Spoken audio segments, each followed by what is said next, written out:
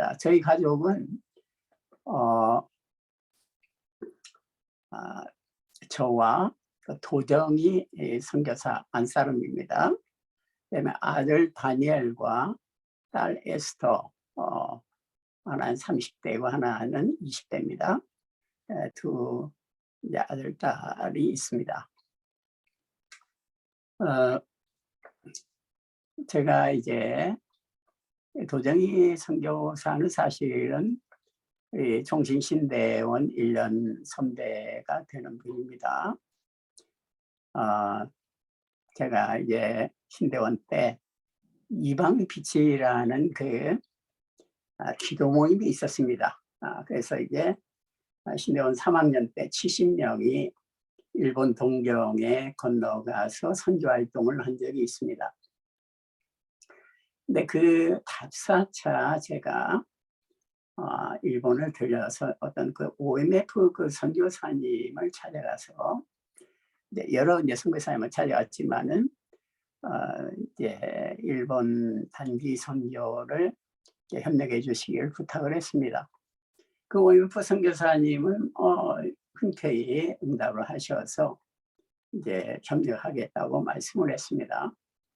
그때 제가 같이 갔던 분이 시미즈 요시오라는 동경대를 졸업하고 총신대학원을 재학 중인 그 사람이었습니다. 안사람하고 동기였죠. 그분하고 이제 같이 방문을 했는데 그 OMF 선교사님이 내가 협력은 하는데 단 하나의 부탁이 있다.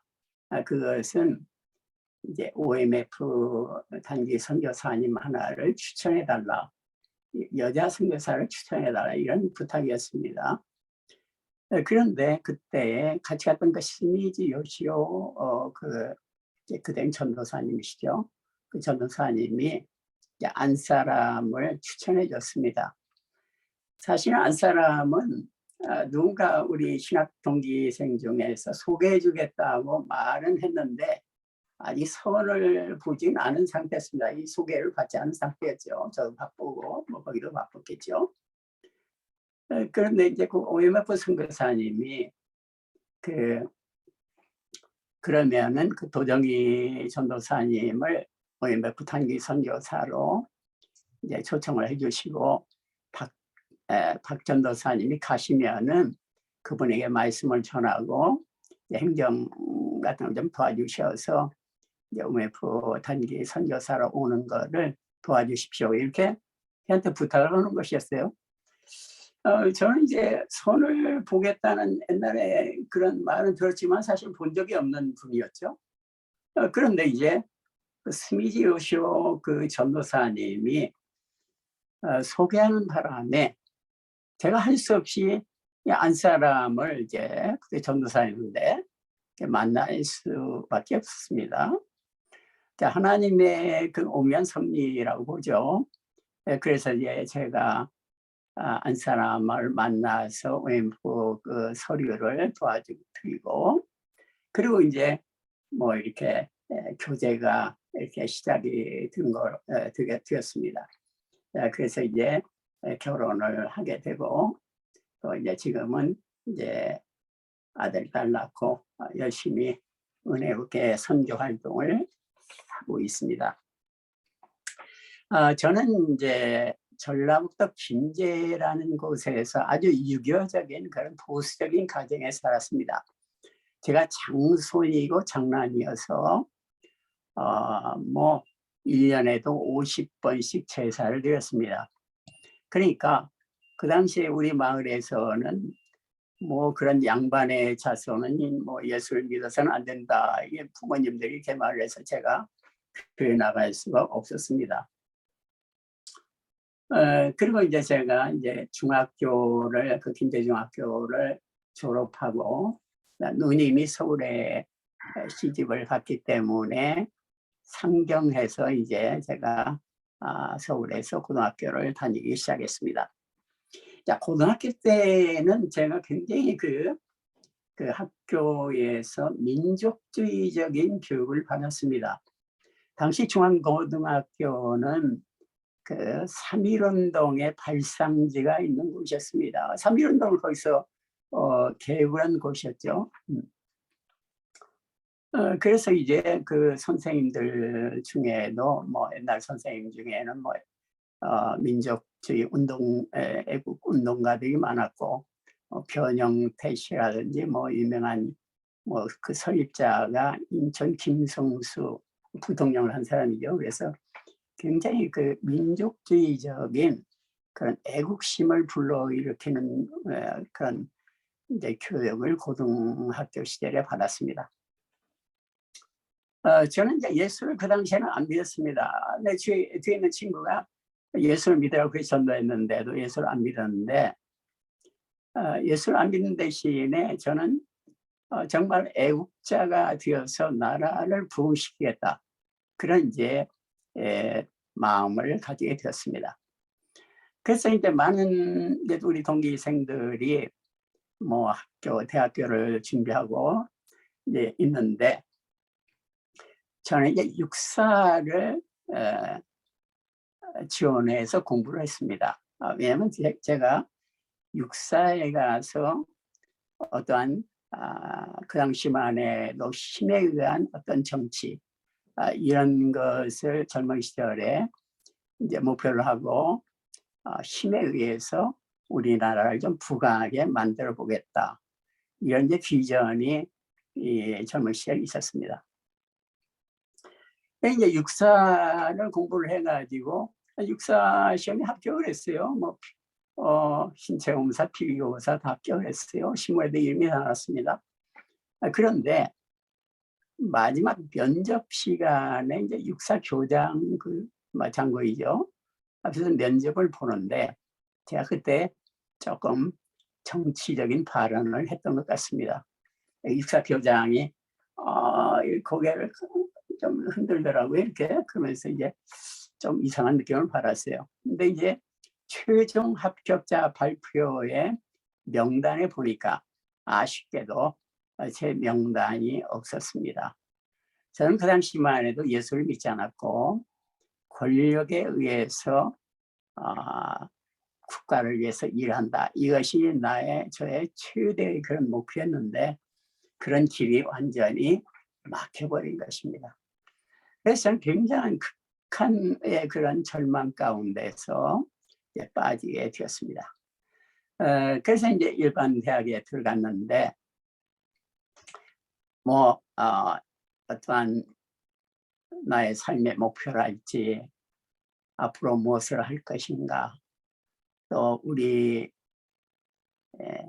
사람이 사는 것은 무엇인가, 어디서 와서 어디로 가는가, 이런 거에 대한 많은 이제 고민을 하고, 그 당시에 유명한 그 시인이었던 서정주 교수랄지, 조연현 교수, 이런 분들의 이제 강의실을 드나들면서 제가 이제 고등학교 시절에 큐테라는 독일 문학가를 좋아했습니다. 그래서 이제 문학을 한번 해볼까, 이런 생각도 이제 했습니다. 그러다가 이제 방황의 세월이었죠. 그러다가 결국 이제 군대에 가서 바다를 좀 맞다 보면 정신이 나겠지 해서 군대에 들어가게 되었습니다. 자, 군대에서 이제 그 훈련소에서 훈련을 받는데, 그 당시에 이제 그날은 각개전투 훈련이었습니다. 조교가 나는 이제 딴 생각을 하고 이제 있는데, 뭐 열중세 차련 뭐 이런 구령을 했던 모양이에요. 근데 제가 그걸 듣지를 못했어요. 가만히 서 있으니까 너 앞으로 나와, 그러더니 저를 이제 주먹으로 이렇게 뺨을 치는 것이었습니다. 뭐 입술이 터져가지고 치가 나왔어요. 그리고 이제 각개전투 훈련을 받는데 제 무릎이 까지고 이제 먼지 투성이가 되고, 그런 상태에서 이제 철조망 밑을 통과하는데, 제 마음속에 총알이 있다면 바로 끄집어내서 쏠 정도로 그런 분노가 치밀어 올랐습니다. 그래서 이제 그 철조망을 통과해서 언덕을 지나서 이제 조교 안 보이는 곳에 가서 이제 휴식을 취하기 위해서 제가 누웠는데, 그때 가을에 훈련을 받는데, 그 맑은 가을 하늘에서 이러한 어떠한 신비로운 체험을 하게 됐습니다. 너 죄인이지 않느냐? 네가 육사를 가려고 한 것은 이렇게 병사들을 훈련해서 전쟁을 일으키고 너의 야망을 실현하기 위한 것이 아니냐. 이런 음성을, 성령님의 음성이었겠죠. 지금 생각하니까 듣게 된 것입니다. 제가 누워가지고 그 자리에서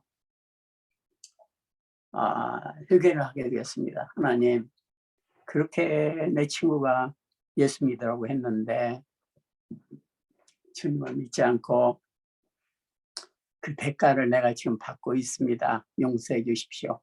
누워가지고 그대로 눈물을 흘리면서 회개를 하고 주님을 영접하게 된 것입니다. 그래서 이제 군대에서 이제 그 훈련소에서 세례를 받고 이제 민통선 안에 이제 포병으로 이제 배치가 되었습니다.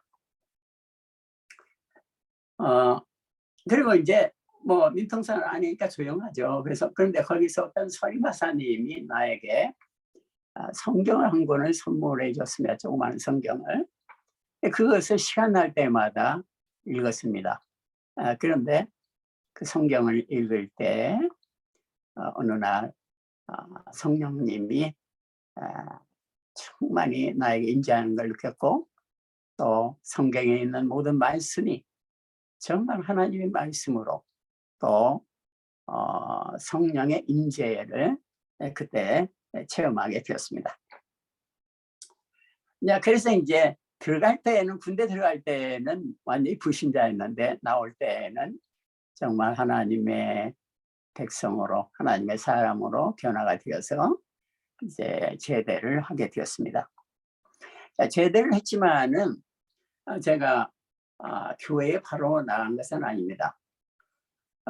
뭐냐면은 제가 이제 제대를 하고 하나님께 기도를 했어요. 하나님, 내가 이제 주님을 믿고 주님의 자녀가 되었는데 지금부터 무엇을 해야 되겠습니까? 이렇게 이제 기도를 했는데 그때 내 마음의 확신이네. 네가 법을 전공하지 않느냐? 그러니까 법을 전공하면은 뭐 판사가 된다든지 행정관이 된다든지 아니면 의교관이 될 수가 있지 않느냐. 그래서 이제 그러면 내가 고시를 공부하겠습니다. 이렇게 결정을 하고 어떤 것이가 나에게 맞겠습니까? 그러자 너 평화를 위해서 한번 일해봐라. 이런 이제 확신이 들어서 이제 의무고시를 공부를 하게 되었습니다. 그래서 이제 뭐 고시 공부를 한다고 이제 책을 사다가 뭐 계속 읽는데 어느 날 내가 그 캠퍼스에 올라가는데 내 앞에 그 고등학교 때 나에게 예수 믿으라고 한 친구가 걸어가고 있었습니다. 그 친구는 사실은 우리 학교에 다니지 않은 친구였습니다. 그래서 이제 뛰어가서 이제 얼굴 확인하니까 그 친구였습니다. 너 나 얼굴 변하지 않느냐, 않았느냐 이렇게 물어봤더니 그 친구가 야, 너 성경아, 너 뭐 전혀 변함이 없는데 그래요. 그래서 내가 예수를 믿게 되었다 이렇게 이제 말을 하니까 너무나 그 친구가 좋아해서 하고 그 친구가 그 충현교회에 가면은 그 지금 형철 그 목사님 있죠. 그분 동생인데 우리 고등학교 동창이었어요. 그래서 그 친구가 있으니까 그 친구가 너를 잘 인도할 거다 그랬어요. 그래가지고 이제 뭐 그래요. 그러면서 이제 그러나 이제 그때 저는 이제 고시 공부한다고 정신이 뭐 거기에 집중하려고 시간을 이제 전략했었죠. 어느 날 하루는 그 현동에 있는 그 알리앙스 프랑세이즈라는 프랑스 학원에 갔다가 위치로에 있는 그 독일어 학원에 이제 독일어를 공부하기 위해서 버스를 타고 가는 도중이었습니다. 그런데 버스가 갑자기 단성산가 그 극장 앞에서 갑자기 급정거를 했습니다. 제가 넘어지면서 앞에 있는 사람의 발을 밟았어요. 그러더라고요. 그래서 내렸어요. 당선상가 그곳에서 내려가지고 이제 서로 미안합니다. 제가 밟아서 이렇게 인사를 하고 이제 서로 이제 얼굴을 보는데 그 윤영철 목사님 동생 그 친구였습니다. 깜짝 놀래가지고 아이 너를 뭐 여기 그 우리 동창 김이라는 동창이 소개해 줬는데 너를 여기서 만나다니. 그래가지고 이제 그 윤영철 목사님 그 동생 그분의 인도를 따라서 제가 이제 충현교회 다니게 됐습니다. 충현교회 가니까 그 당시에 김창일 목사님 목회자로서 참 굉장히 모범이 되는 그런 분이었었죠. 근데 거기에 또 김희보 목사님이 계셨어요. 그래서 김희보 목사님의 성경 강의를 평신도 때 들었는데 참 너무나 은혜가 되었고, 거기서 고등부 교사를 상당한 뭐 10년 정도를 한 것 같아요. 상당히 오랜 기간을. 자, 그때의 충현교회 파송 선교사였던 서만수 선교사님이랄지 육호기 선교사님, 또 김주경 선교사님, 자, 이런 분들이 그 당시에만 하늘처럼 보였습니다. 물론 지금도 훌륭하신 분들이지만은. 그래서 이제 그분들이 뭐 선교대회라도 해서 한번 오면은 그냥 뭐 예를 들어서 뭐 육호기 선교사님 오신다고 하니까 제가 이제 가방을 들어서 호텔까지 날라다니고, 어쨌든 선교사님들을 옆에서 보면서 어떤 응오의 양으로 그런 복음 전도의 귀중성에 대한 그런 제자 훈련을 받았던 것 같습니다. 그다음에 두 번째로 선교지에 나가니까 이제 선교 준비에 대해서 이야기하겠습니다. 제가 이제 MOC를 공부했다고 했는데 다행히 2학년 때 1차가 합격이 돼서 제가 재학 중에 이제 의교관이 되겠다는 그러한 꿈을 가지게 되었습니다. 자, 그런데 대학을 졸업하고 2년이 지났는데도 이제 1차는 이미 합격했지만은 이제 다시 1차를 봐야 되고 한 상태에서 2차 공부를 이제 계속했던 것입니다. 거의 다 2차 공부가 끝났다고 생각이 되었는데 2년째 되던 때라고 생각이 드는데요. 의무고시에만 나이 제한이 생겼습니다. 사법시험이나 행정고시는 나이 제한이 없는데 하필이면 의무고시만 나이 제한이 생겨가지고 제가 거기에 딱 걸리게 된 것입니다. 그래서 뭐 거의 4, 5년을 고시 공부를 했는데 그것이 완전히 무산이 되어버린 것이죠.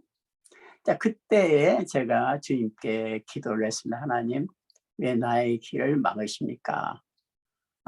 그러자 주님이 너 저기 사당동에 그 총신대학원에 들어가라 이렇게 지시해 주시는 거예요. 그래서 이제 서둘러 가지고 사당동 뭐 그 골짜기 올라가서 총신 그 도서관이 아니라 그 서점에 가보니까 이제 그 입학시험 일자가 딱 2주 남았어요. 2주. 그래서 이제 부랴부랴 그 입학 그 문제집을 사가지고 이제 2주 동안 이제 공부를 했습니다. 뭐 2주 동안 얼마나 공부를 했겠어요. 하나님의 은혜로 제가 이제 중신을 들어가게 되었고, 교회에서도 뭐 장학금도 주고 그래가지고 은혜롭게 이제 죄종의 길에 들어가게 됐습니다. 너무나 감사하고, 당시 총신에 갔을 때, 입학했을 때 너무나 마음이 기쁘고 평안해서 그 당시에 제가 기관지가 많이 약했는데 한 2, 3개월 만에 기관지가 깨끗이 약해 되었어요. 그래서 이제 총신 생활을 이제 은혜롭게 하게 되었습니다. 종신내에 들어가서 이제 생활을 하고 이제 뭐 고시 공부할 때는 뭐 법 과목들을 뭐 시간이 없을 때는 빼먹기도 하고 혼자 공부했는데, 어제 종신에 다닐 때는 한 시간도 빼먹지 않으려고 노력하고, 어쨌든 이 길이 주님이 나를 부른 길이니까 성실히 가야 한다 이런 확신을 가지고 공부했던 그런 경험이 기억이 납니다. 근데 제가 총신을 다닐 때 하나님 앞에 생각한 것인데 그것은 아무리 바빠도 기도를 멈추지 않는다. 두 번째로 성경을 보는 것을 게을리지 않는다. 세 번째로 우리 동기 목사님들하고 많은 폭넓은 교제를 하자. 이런 이제 세 가지 목표를 정했습니다. 그래서 이제 그 목표에 따라 공부를 했는데 다행히 이제 학점은 비학점 이상으로 이렇게 나오게 되어서 앞으로 뭐 공부하는데 지장은 없었습니다.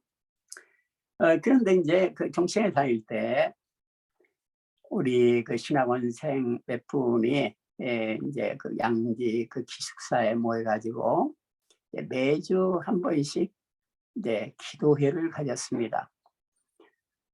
그 전사님들이 얼마나 바빠요 사실은. 뭐 종신 뭐 시간이 바쁘잖아요. 그런데 우리가 이제 아무리 바빠도 매주 1시간씩 모여서 그 양지 기숙사에서 기도회를 가졌는데 그 기도회 이름이 이방의 빛이라는 이름으로 정해졌습니다. 이 이방의 빛의 모임은 이제 뭐 1학년 때부터 시작이 됐는데 점점 이제 수가 좀 불어나가지고 1학년 때는 한 25명, 네, 2학년 때는 한 50명이 됐어요. 그래서 이제 제주도에 선교 활동을 했는데 당시에 그 목포에선가 이제 배를 타고 가는데 배의 가장 밑창에 우리 50명이 들어가서 제주도를 향했습니다. 그 배 밑창이니까 유리로 이제 밖에 그 고기들이 돌아다니는 것이 보입니다. 바다 밑이니까. 그래서 배 밑에서 기도를 하는데 지금도 잊혀지지 않습니다. 성령님께서 그 배 밑창에서 기도한 그 50명의 우리 전도사님들 위에 강하게 임재해서 그 성령님이 우리 가운데 충만히 임재한 마치 그 요나의 뱃속과 같은 그런 고기 뱃속과 같은 그러한 체험을 한 적도 있습니다. 그래서 이제 제주도 선교 활동을 제주도 뭐 한 10개 등 교회에서 이제 나눠서 하고 그 다음에 3학년 때에 이제 70명이 돼가지고 어떤 전사님이 일본에 우리 한번 가자. 그래서 이제 그 당시에는 대학생들이나 학생들이 해외 여행을 할 수가 없었습니다. 이제 참 힘든 상황이었는데, 자, 일본에 가자고 이제 기도를 하면서 이제 일본 탑사도 하고 했는데, 우리를 초청하고자 하는 그 TCTS라는 그 신학교가 학장님이 우리 학교는 너무 적어서 70명을 초대할 수가 없습니다. 이렇게 해서 이제 뭐 들어가는 길이 막혔습니다. 그런데 우리 전사님들이 많이 기도했죠. 근데 이제 방학 초기에 그런 계획을 세웠는데 뭐 비자의 길이 안 열려졌어요. 그런데 참 기적적으로 여름방학 중간쯤에 외무부 법령이 개정이 되었습니다. 그래가지고 대학생 여행 자유화 법령이 공포가 되었습니다. 그래가지고 우리 70명이 은혜롭게 일본 동경과 또 이제 중부 지역을 중심으로 선교 활동을 할 수가 있었습니다.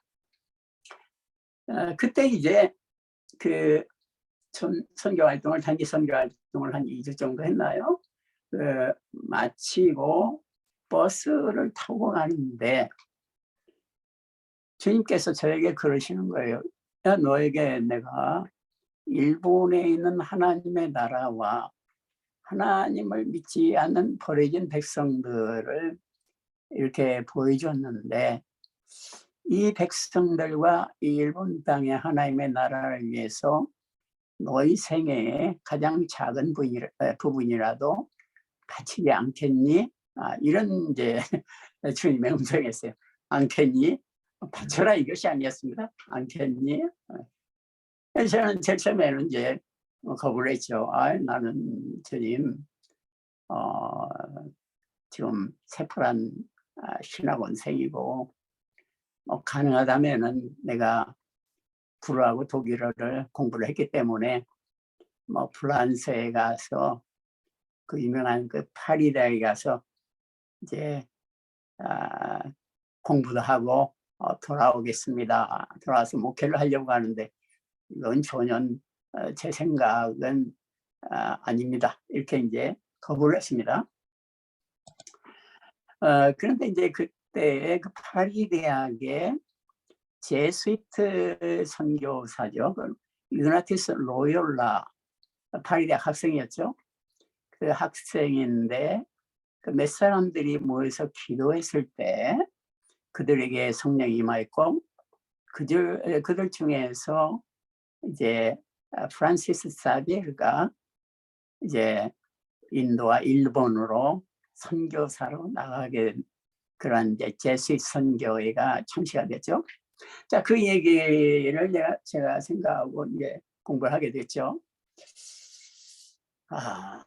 이방의 빛을 통해서도 이러한 많은 그 지금은 작게 우리가 신학생으로서 기도를 하고 있지만은 많은 선교사들이 우리 기도하는 가운데 성령님께서 감동을 주어서 파송되게 하여 주십시오.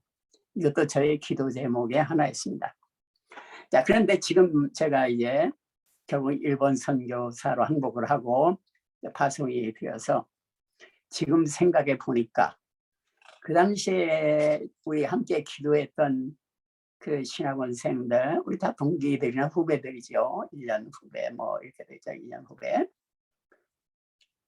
많은 사람들이 선교사로 부름을 받고 나갔습니다. 제가 여기서 이름을 잠깐 내가 얼핏 생각나는 사람만 한번 말씀을 드리겠어요. 파라과이의 양창근 선교사님, OMF의 김승호 선교사님, 가이나나 강대성 선교사님, 이영웅 선교사님, 박영실 교수님이 됐죠. 엄경석 선교사님, 김활수 브라질 선교사님, 황규영 선교사님, 이동 선교사님, 필리핀의 허정찬 선교사님, 독일의 김현대 선교사님, 또 베아노 선교사님, 스페인의 김철영 선교사님, 방송에 이번 목사가 됐지만 그 다음에 러시아의 우동 선교사님, 몽고의 천강민 선교사님, 자, 이런 분들이 얼핏 지금 제가 가까이서 기억나는 분만 해도 선교사로 다 부름을 받고 나갔습니다. 물론 이것은 성령님께서 이분들을 인도한 것이라고 믿는데, 그러나 지금 이제 30여 년이 지나서 이렇게 볼 때 하나님의 놀라운 그런 일들이 성령님께서 그 기도 모임 위에 역사하시고 또 우리 전도사님들 위해 역사하셔서 놀라운 일을 하셨다. 이것을 이제 제가 지금 느끼고 있습니다. 그 후에 저는 이제 GMTC라는 곳에 들어가서 1년간 합숙 훈련을 받았습니다. 그 이태웅 목사님이 하시는 건데, 자, 여기에서 이제 많은 그 성경학적인 비전과 어떤 비유와 또 전략을 공부하기도 했지만은, 제가 싱가포르에서 1개월 정도 이제 야전 훈련을 받은 적이 있습니다. 그때 참 하나님의 그 놀라운 은혜를 체험했습니다. 우리가 싱가포르에서 OMF 그 선교사님의 지도로 이제 선교 훈련을 받았는데, 교회 그 선교관에 머무르면서 우리가 어느 날은 이슬람 사원을 방문하게 되었습니다. 마음의 썰미는 이슬람 사원이죠. 이제 이슬람 사원을 방문해 가지고 이렇게 손발을 다 씻고 들어가서 이제 기도를 하는데, 물론 우리는 예수 그리스도의 이름으로 기도하는 겁니다. 그런데 그 이슬람 사원의 가장 정면에 무슨 문장이 그 아랍어로 막 새겨져 있어요. 무슨 뜻인지 알 수가 없죠. 이제 제가 저것이 뭡니까 그랬더니 그것이 알라신이라 이거죠. 알라신의 문장이라 이거죠. 그때 제 마음속에 마귀의 어떠한 유혹이 들어왔습니다.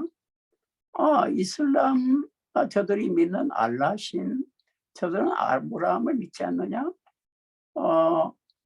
이스마엘도 믿고, 자, 저 알라신이나 하나님이 똑같은 거 아닌가? 이런 마귀의 유혹이 있었던 것입니다. 자, 그런데 그날 이제 그 선교관에 돌아와서 잠을 잤습니다. 잠을 잤는데 밤에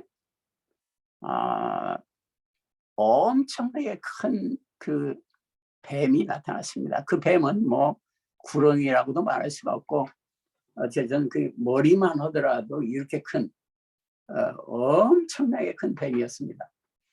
그런데 그 뱀이 나를 죽이려고 입을 벌리고 달라드는 겁니다.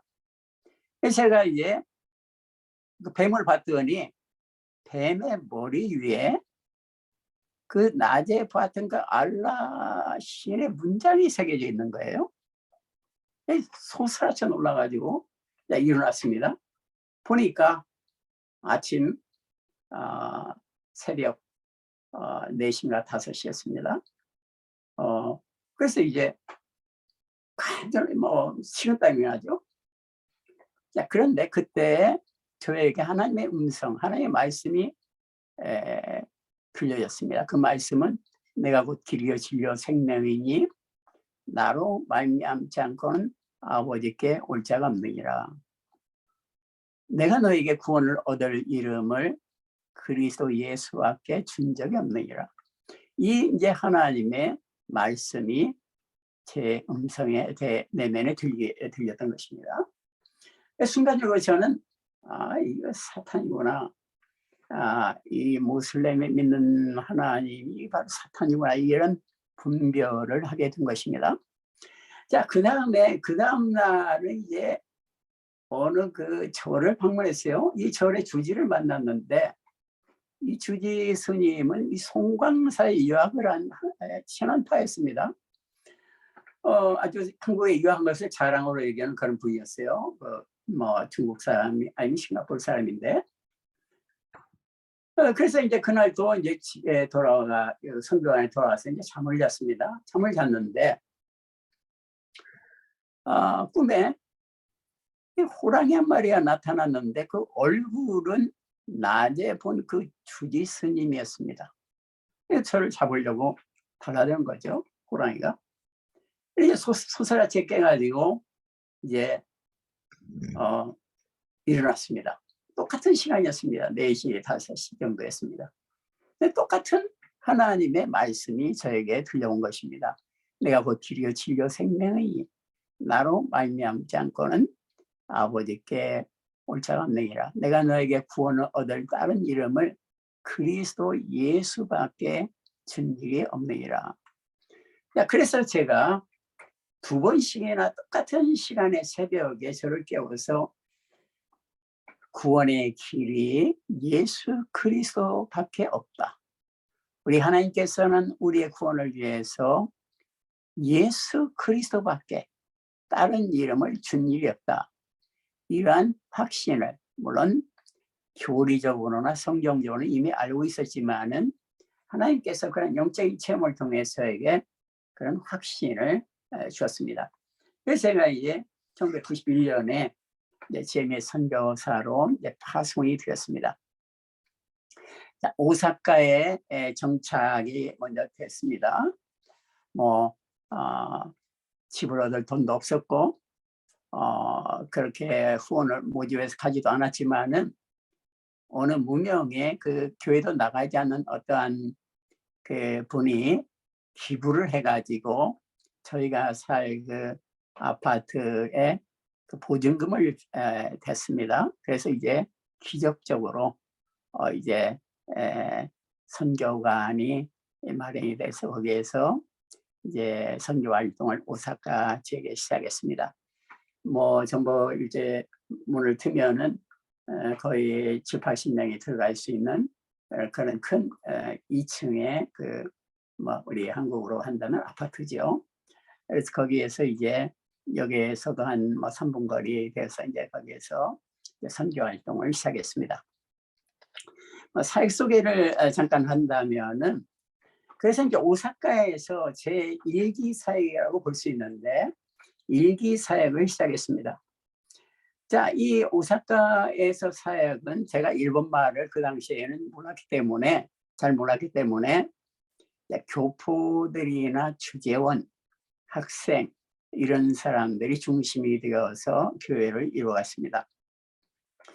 그 지역에는 주재원들이 많이 살고 있었는데 교회가 없었기 때문에 주재원들이 몰려들기 시작해서 초창기에 이제 주재원들이 모이는 그런 교회로 성장하게 됐습니다. 그런데 이제 어느 날 전화가 왔는데, 목사님 우리 집에 와서 성경 좀 가르쳐 주지 않겠어요? 그래서 제가 가보죠. 제가 그걸 위해서 왔는데. 그래서 갔더니 그곳은 바로 오사카 총영사 관저였습니다. 총영사관, 고라파이스 대사를 한 분인데 그 집에서 이제 성경 공부가 시작이 되었습니다. 첫 성경 공부를 마치고 집으로 돌아오는데 주님이 이렇게 저에게 말씀하는 것이었습니다. 너는 앰베서더 오브 킹이 되길 원했지 않느냐? 그렇지만 나는 너를 앰베서더 오브 갓, 하나님의 대사로 너를 쓰길 원했다. 이렇게 주님이 저에게 말씀하셨습니다. 그래서 제가 감동을 얻고 감사를 하고 이제 돌아와서 초기 사역을 했습니다. 그래서 제가 이제 일본 선교를 하는데 벽에 부딪힌 것이 있습니다. 그것은 일본인이 한 3년 정도 될 때까지 한 사람도 구원을 받지 못한 것입니다. 저는 굉장히 심각한 그런 고민에 빠지게 된 것입니다. 주전들이나 학생들은 상당히 모였어요. 그런데 그래서 이제 건물도 한 150명 정도가 들어갈 수 있는 그 건물에 들어가고, 그래서 이제 교회가 으쌰으쌰 부흥하는 것 같았습니다. 근데 문제는 일본인이 한 사람도 전도되지 않았고 또 세례도 주지 못했다는 것입니다. 자, 이런 고민을 하는데 어느 날 주님께서 저에게 너 사도행전에 나타난 사도들의 그 복음을 한번, 사도들이 전한 복음을 한번 연구해봐라. 그 당시에는 일본보다도 더 환경이 열악했지 않느냐. 그런데 그 당시에 많은 사람들이 주님을 영접하고 하나님의 나라와 교회가 이루어지지 않느냐. 이런 이제 주님의 감동이었습니다. 그래서 제가 이제 사도행전에 나타난 그 사도들의 복음을 다시 한번, 물론 다 알죠. 그래서 다시 한번 연구하기 시작했습니다.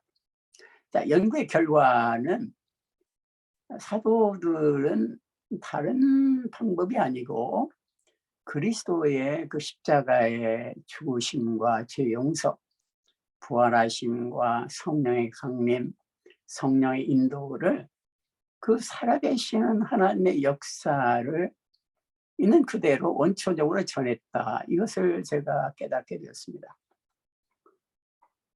변변한 건물을 사도들이 가졌던 것이 아니죠. 그런데 저는 이제 한국의 그 중현교회라는 그러한 좀 이렇게 성장한 교회에서 살아다 보니까 교회론에 있어서 물론 교회론을 배웠지만은 잘못 적용을 했던 것 같아요. 그래서 제가 주님 앞에 회개를 하고 하나님의 교회가 건물이 아니고 복음을 믿는, 그리스도를 믿는 그 사람들의 공동체다, 이런 이제 확신을 가지고 제 메시지가 이제 사도행전에 나타난 그 복음으로 회복을 하게 되었습니다. 먼저 제가 분석을 해봤습니다. 나의 그 설교 메시지를. 그랬더니 사도행전의 복음하고는 너무나 먼 거리가 있는 어떠한 나의 유교적인 가치관이나 불교적인 가치관, 아니면은 나의 그냥 인생 철학, 이런 것들이 많이 들어간 그런 메시지였습니다. 그래서 제가 그거를 수정을 하면서 이제 사도들의 복음으로 이제 회복을 하게 됐습니다.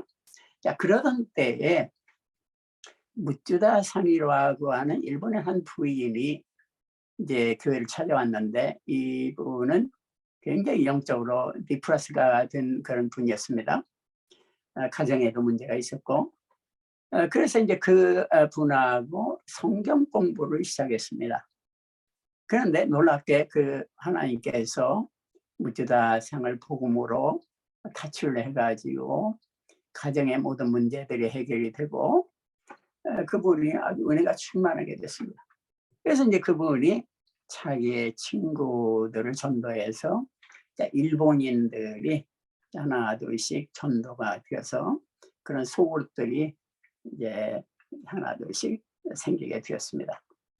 그 당시만 해도 제가 일본 선교는 불가능하다 이렇게 생각을 했는데, 그 무츠다상 그 일본인 한 분의 그 소그룹을 통한 그러한 헌신을 통해서 저는 일본 선교가 어렵다 할지라도 주님의 복음을 정확히 선포하고 사랑의 어떤 공동체, 성령의 공동체를 이룬다면은 일본 선교 가능하다, 이런 이제 확신을 한 4년째 접어들어서 이제 갖게 되었습니다. 그리고 그 다음부터는 이제 일본인들 겁나지 않고 이제 담대하게 관계 전도로 이렇게 소그룹을 통해서 이제 복음을 전하고 이제 하게 되는데, 그 당시에 무츠다상 그 한 사람의 헌신으로 우리는 벤노지라는 그 오사카의 남부의 중심 지역으로 이제 이사를 하게 되었습니다. 그래서 벤노지에 가가지고 이제 선교 활동을 했는데, 뭐 벤노지니까 뭐 오사카 전역에 소그룹들이 이제 한두 개, 세 개, 네 개 이렇게 생기게 되었습니다. 자, 그래서 이제 또 그때 그 YMCA 건물을 아주 싼 가격으로 빌릴 수가 있었기 때문에 거기에서 이제 예배를 드리고 해서 이제 그 당시에 그 나성 한인교회 담임이었던 그 김우한 목사님, 나중에 충신 총장이 되셨지만은 그 목사님을 초빙을 해가지고, 뭐 김우한 목사님은 일본 선교에 굉장히 그 또 불이 있는 분이에요. 그래서 이제 부흥회를 했습니다. 부흥회를. 부흥회가 끝났는데, 이 김우한 목사님이 동 목사 아직 젊은데 만약 공부를 한다면은 지금 해외에 나가서 공부를 하라, 이렇게 저에게 권면하는 것이었습니다. 저는 지금 교회가 새로 부흥되기를 원해서 지금 초빙을 했는데, 기도하는 가운데 결국은 이제 여러 가지 여건이 학비도 기업적으로 마련이 되고, 이제 그래서 이제 공부를 할 수가 있었습니다. 어떻게 됩니까 지금? 끝났습니까? 아니요, 말씀하세요. 예. 그런데 이제 뭐 미국에 가서 이제 공부를 하는데, 사실은 제가 지나고 나서 보니까 하나님이 저를 미국으로 인도한 것은 단지 공부만을 위한 것은 아니었고, 거기에서 일본인 커뮤니티를 만나가지고 거기에서 일본 교회가 개척이 되었습니다. 리버사이드 재패니스 처치라고 그 교회가 이제 개척이 되어서 이제 후임자에게 넘겨주고 제가 오게 됐지만은, 그 다음에 이제 일본 미국에 있는 일본 신학교와 한국 신학교에서 이제 교수로 강의를 이제 했습니다. 제자 훈련을. 그래서 이제 미국은 단지 공부만 한 것이 아니고 교회를 개척하기 위해서 또 그 영혼을 전도하기 위해서 하나님이 인도하셨다. 지금 이제 결론적으로 이제 제가 미국의 생활을 생각할 때 그렇게 정리가 됩니다. 자, 미국에 한 8, 9년 정도의 교회 개척과 공부를 마치고 이제 저는 한국의 안식년으로 다시 돌아왔습니다. 자, 왕십리 교회에서 이제 안식년을 한 2년 보냈고, 다시 파송이 되어서 2007년에 다시 동경 지역으로 파송이 됐습니다. 동경 지역에 파송돼 지금 한 15, 16년 정도 동경 북쪽 지역에서 지금 사역을 하고 있는데요. 특별히 이제 제가 이제 일본 선교를 이제 어느 정도는 경험을 했잖아요. 오사카에서도 시작해서 미국에서는 완전히 일본인들의 교회였습니다. 일본인들을 선교하는 교회였고 또 그런 공동체를 이뤘습니다. 그리고 이제 동경 쪽에 와서 제가 만난 분 중에 세기상이라는 그 판사 부인이었습니다. 이분을 만나게 되었는데 이분의 집에서 가정 성경 공부가 열렸는데 나중에 이제 그 세기상은 이제 현직 판사 부인이었는데 신학을 하게 되었고 목사 안수를 받게 되었고 지금은 이제 그 가정교회 담임으로 세워졌습니다. 그래서 이제 지금도 저에게 이제 안 사람이 거기에 교회는 가지고 저는 안 갑니다. 그러나 이제 너무나 그 예의 바르게 정말 신실한 크리스찬, 뭐 일본의 크리스찬들이 정말 믿는 사람은 잘 믿는다고 하죠. 뭐 정말로 모범적인 크리스찬의 한 기성인 크리스찬의 모습을 그 세계상 가정을 통해서 볼 수가 있는데 어쨌든 그 커뮤니티가 이제 가정교회를 이루었습니다.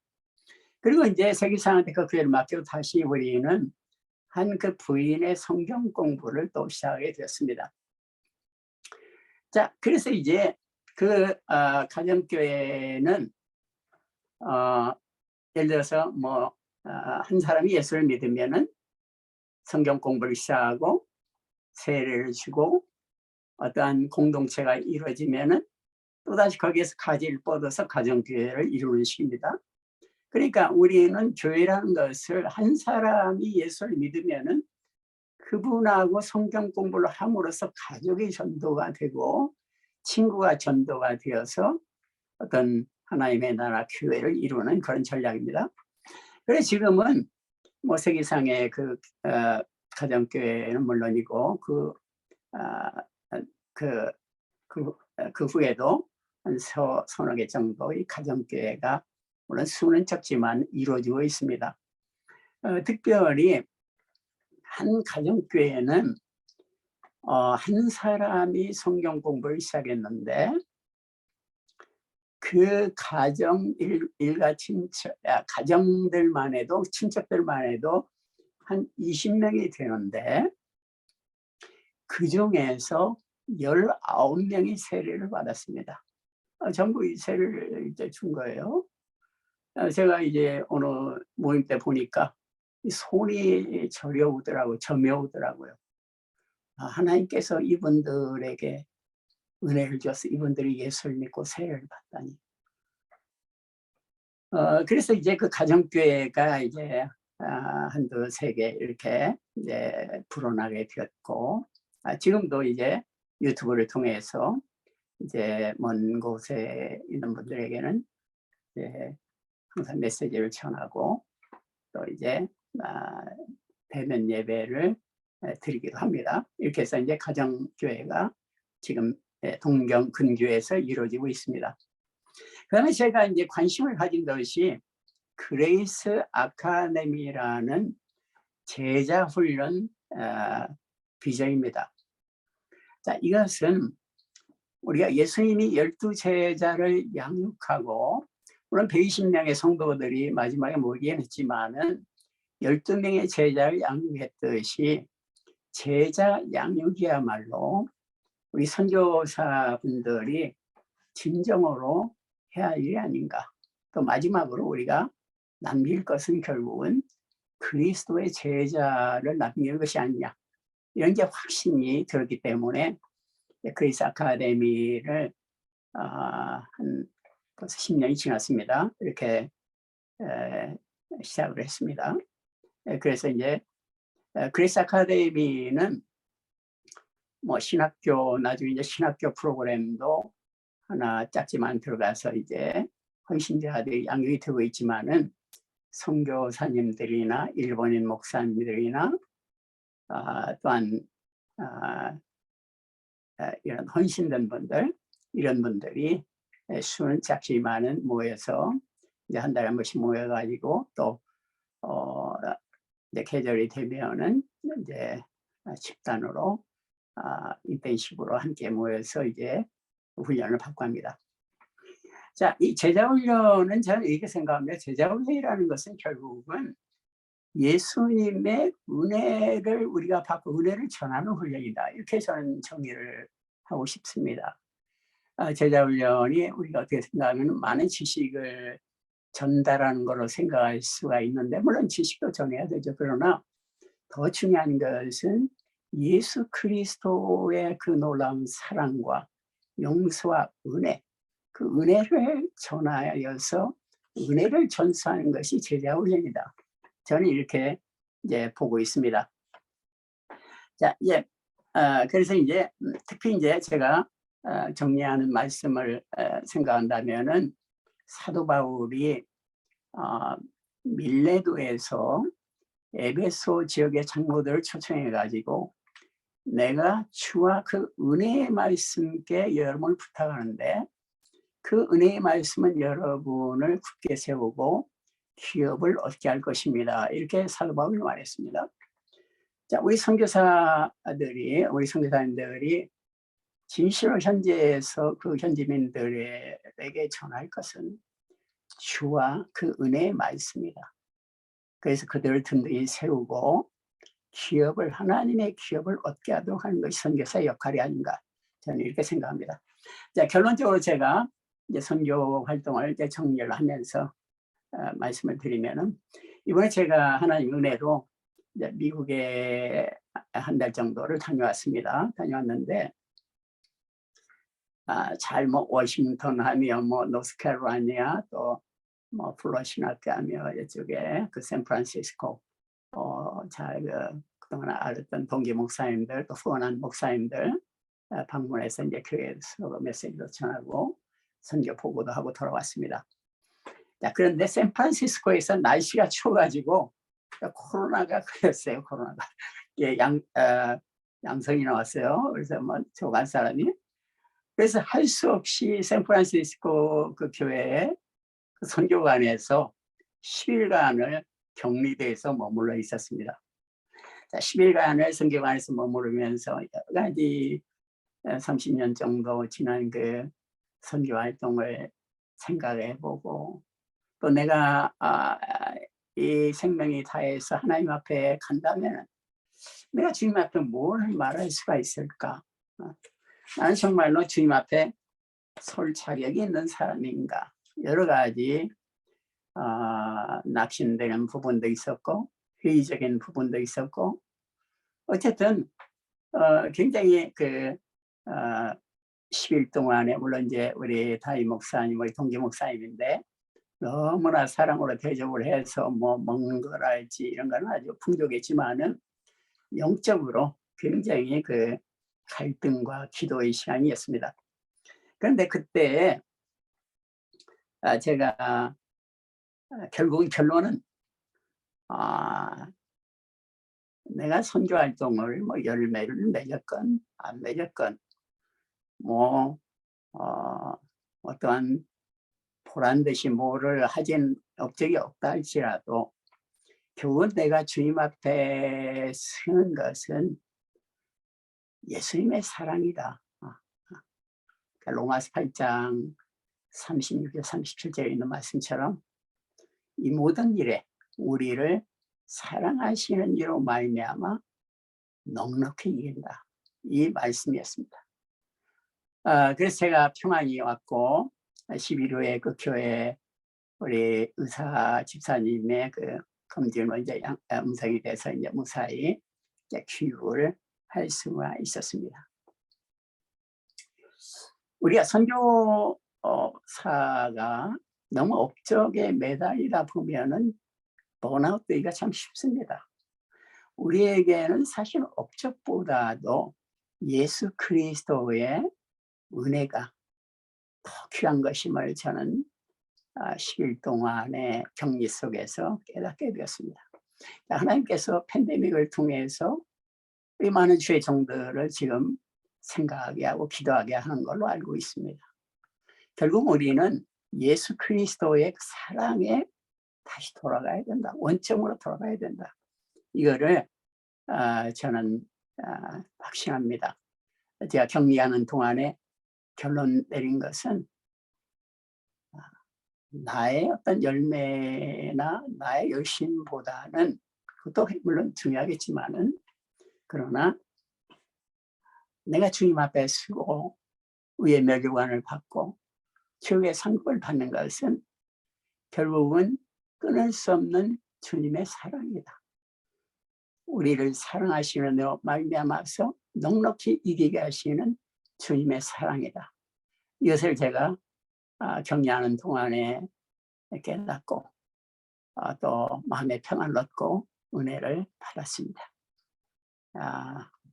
우리 선교사님들 참 각지에서 많이 수고하시는데 어쨌든 주님은 사랑하시고 우리를 주의 종으로 부르시고 또 주님은 이사야서에 있는 말씀처럼 너는 내 손에 아름다운 멸류관 왕관이 될 것이라 그 약속처럼 우리가 주님의 최후의 그 상급을 바라보면서 힘있게 전진하면 그런 기도를 가지고 있습니다. 네, 감사합니다.